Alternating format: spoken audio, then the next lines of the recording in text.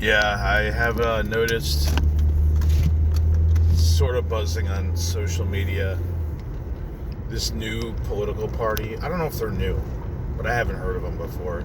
Patriotic Alternative. Of course, I heard Mark Collett. I know of Mark Collett.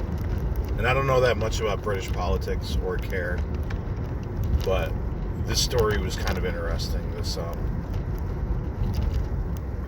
buzzing about Patriotic Alternative and putting up White Lives Matter signs. And there was a sort of expose on him in some British paper, I guess.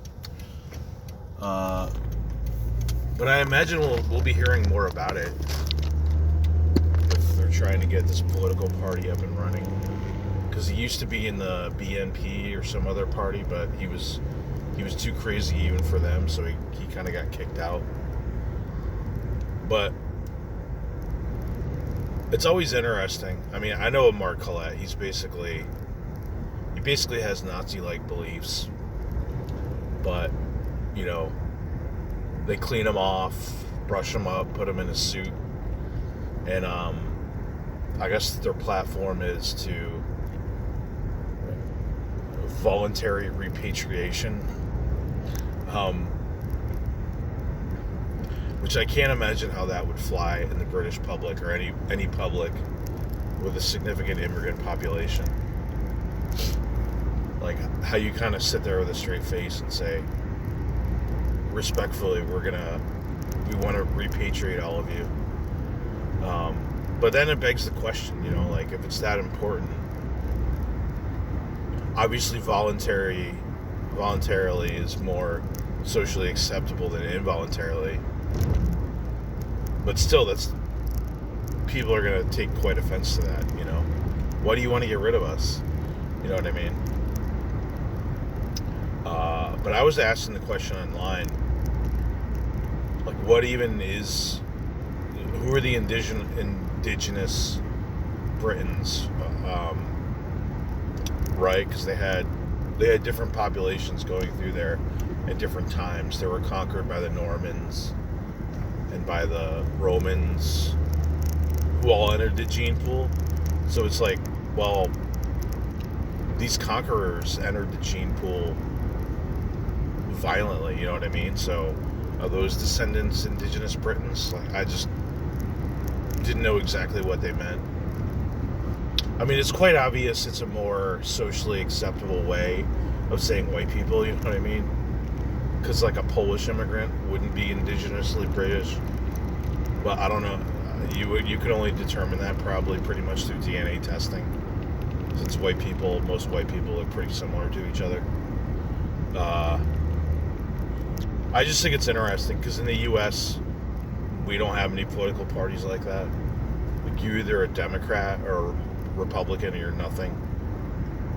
Because no one's going to vote for a third party in any meaningful way.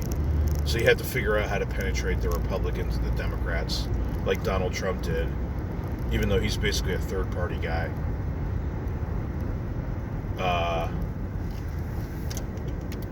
But yeah, I just thought it was interesting and something buzzing online.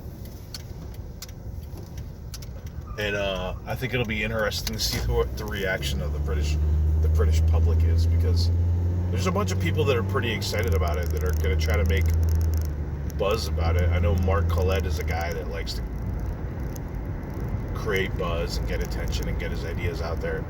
And I know, yeah, his sidekick is this Towler girl, who just recently got into a debate with some British nationalist, not ethno-nationalist, but British nationalist, and he was just criticizing her ideas.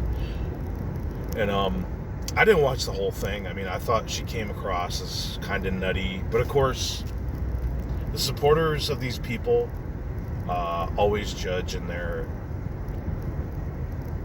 supporter, the person they're supporting. They always say they won every debate, every single time. So even if Mark Collett gets embarrassed, which I've seen that happen. I've just seen him get absolutely embarrassed, and his supporters are like, dominating performance by Mark Collett, so it's pretty funny. But yeah, they might get some attention and create some outrage, and I guess they'll get more supporters, but probably more haters, like, way more haters than anything, because an idea like repatriation is there's not much more that's going to rile people up more than that.